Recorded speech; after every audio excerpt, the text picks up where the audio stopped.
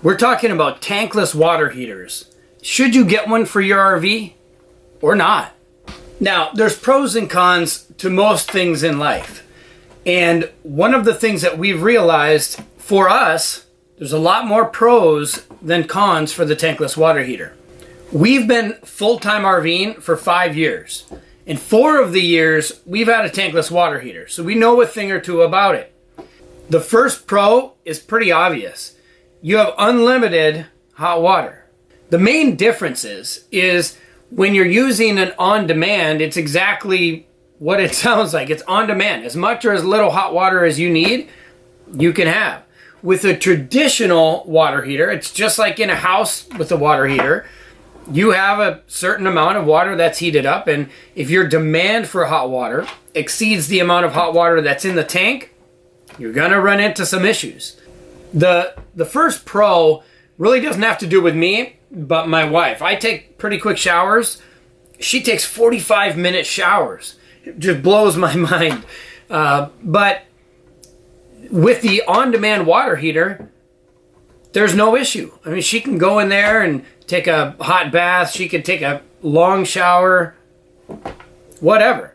With our first RV, which had just a regular hot water heater, we were limited to about 10 or 12-minute showers. Again, it's a non-issue for me, but not only does she like to take long showers, she likes them scalding hot. And there's a technique that's commonly used in the RV industry, especially if you're boondocking. I've heard it called different things. I've heard it called military showers. I've heard it called Boy Scout showers. Essentially, you get in, you rinse off, you turn off the water, you lather up, you turn on the water, you rinse off, and you're done. So that is pretty much it. And we did have to do that, especially if we were taking back-to-back showers in our first RV. Now, if you're just camping for a weekend or whatever, it's probably not a big deal. If you're full-timing or a seasonal camper, you're probably going to want long hot showers. And now that we've got young kids, we give them baths. We've got a tub in our RV, and they like to take baths.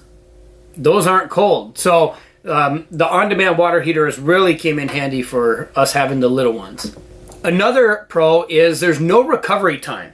So we were just visiting my wife's parents for a while, and everybody was there for the holidays, and everybody was showering back to back to back. And with that, if one person takes a long hot shower, then there's going to be some recovery time for the next person to jump in. That's not an issue in our RV with the on-demand water heater. Now, some of the negatives is the cost. Ours wasn't standard in our RV. It was an aftermarket thing, so there was a cost associated with buying that and getting it installed.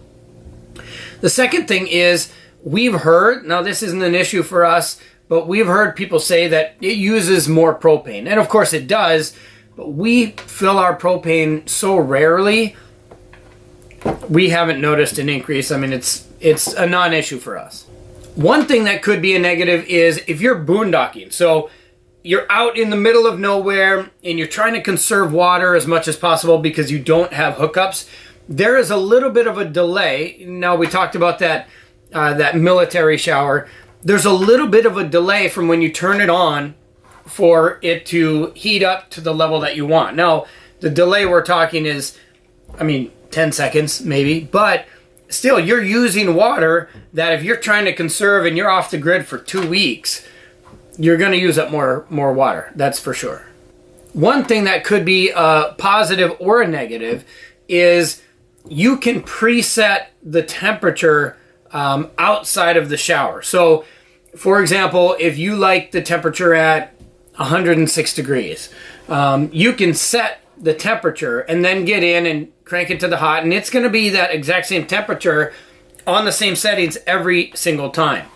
The downside to that is, of course, if you've got different people who like different settings, my wife likes it hotter than me, well, I'll just have to adjust it. But if the range is too big, let's say I like really cold showers, and which I don't, and she likes it really hot, if you have too big of a range, it will mess with the flow coming in through the unit, and you're going to have an issue where it will just completely shut off, and then it's really cold. So again, could be a pro because you could just set it and forget it if you like it the same every time. Could be a negative if you have a huge range of the type of heat that you want coming in from your water. So in summary, if you're going to be a full-timer, if you want to be a glamper, if long showers are really important to you, you're probably going to want to get a tankless water heater.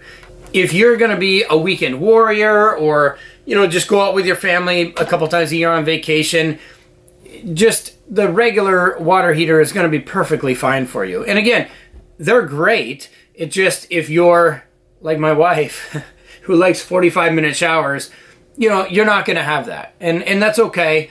But if you want that, you better get a tankless water heater.